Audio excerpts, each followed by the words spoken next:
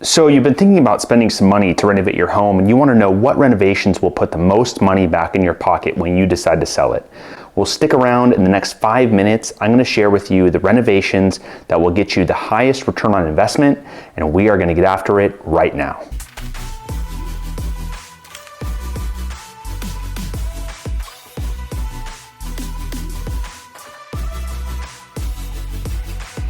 So before jumping into the actual renovations that give you the highest ROI or return on investment, my first piece of advice is to think about whether you are looking to create short-term value or long-term value. Short-term value would include renovations that will take anywhere from about 1 to 3 months. An example of this would be like a bathroom remodel, an addition of a patio or a deck, or even like a light kitchen remodel. Now, long-term value would include renovations that will take anywhere from 3 to 6 months or longer and could potentially require working with like a structural engineer, architects, and even going through the permitting process with the city.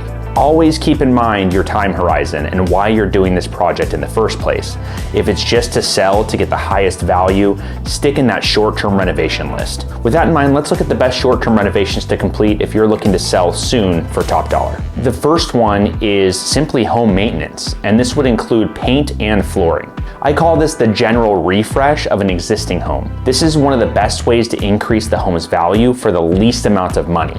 Why? Well, it shows your home in the best light, and it will make the buyer feel more comfortable paying top dollar since it's a clean and refreshed space. The second one is kitchen and bath remodels. Now, this goes without saying, right? Most everyone knows that kitchens and bathrooms sell houses. If you show a potential buyer that you put some effort into remodeling the kitchen or the bathrooms, they may overlook other items that need to be addressed, and if you do it right, you'll definitely get a great return on investment for doing so. You don't necessarily even have to do a full renovation on the kitchens and baths. Even partial renovations would fall in this category. The third one is adding a bathroom. Many times in Seattle, you see 3-bedroom, 1-bath houses here, and they're prime opportunities to add an additional bathroom. Depending on the area and the comp sales around that house, this could be a great option to increase your home's value. If you already have the amount of bathrooms that are standard for that specific area or neighborhood, you may get a better return by just remodeling the existing bathrooms you have in your house and spending that money somewhere else. Regardless, this is going to be a great way to get a good return on your investment. The fourth one is curb appeal. Now, these are typically easy, low-cost fixes that can really just elevate how a buyer will see your house, like a new front door, a new garage door, new exterior paint, maybe some landscaping. All of this can dramatically improve how much someone is willing to pay for your house, and it's a great short-term renovation to think about. Now, with that, let's take a look at the longer-term value-added renovations that you could do. The first one is adding additional square footage within the existing footprint. An example of this would be finishing out a basement with the proper ceiling height or converting some attic space to livable square footage as well. So what you want to ask yourself is what unused square footage is available within your existing home footprint that you could convert into usable space. This is one of the best ways to increase value if you have that space available. The second long-term strategy would be adding additional square footage outside the existing footprint of your home.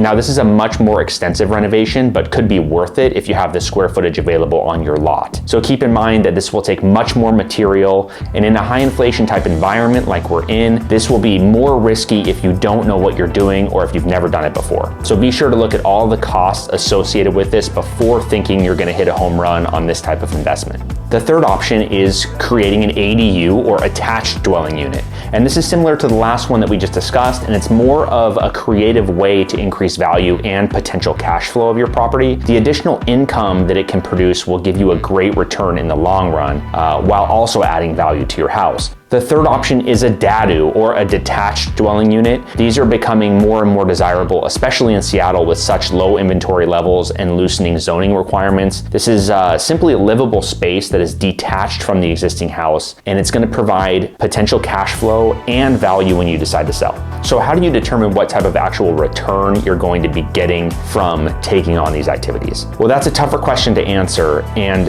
it's tough for two reasons. Number one, your return on investment will depend on the location, like the city and the neighborhood.